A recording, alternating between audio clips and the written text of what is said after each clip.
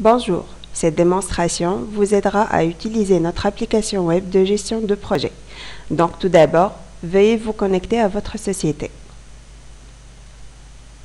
Maintenant, vous devez créer votre base de données tout en commençant par les utilisateurs de l'application, les clients de la société, ainsi que la liste des projets sur lesquels vous travaillez. Donc pour créer un nouveau utilisateur, choisir l'onglet « Utilisateur » dans le menu initial, puis cliquez sur le bouton « Ajouter un acteur ».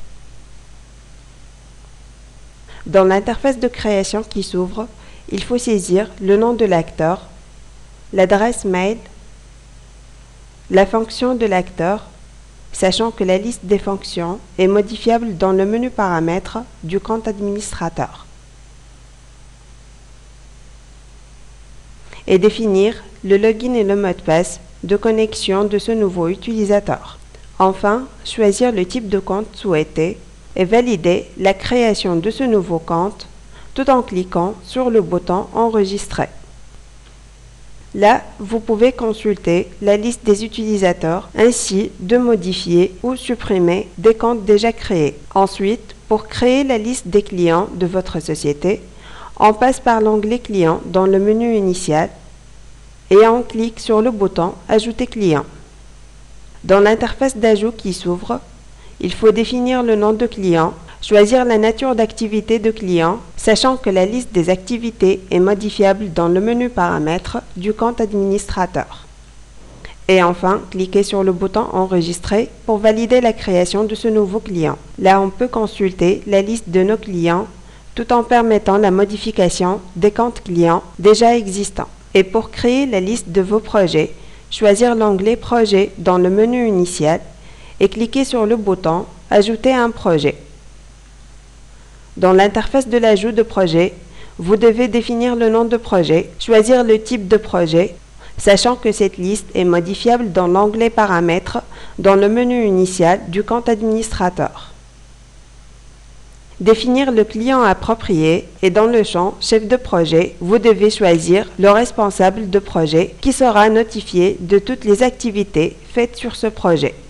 Dans le champ « Partage », veuillez choisir les utilisateurs avec qui vous voulez partager ce projet. Et dans le champ « Gestionnaire », choisir les utilisateurs gestionnaires de ce projet.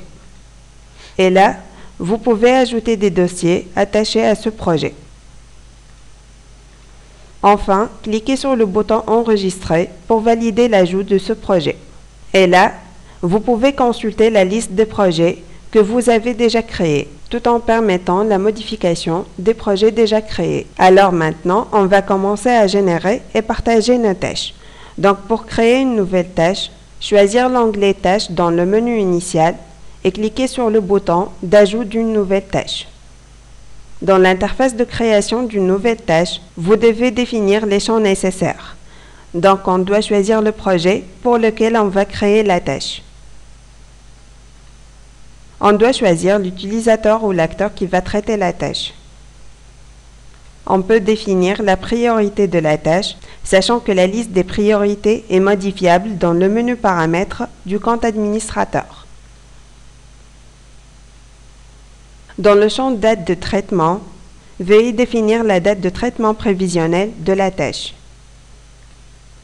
Et dans le champ « Objet », il faut définir l'objet de la tâche.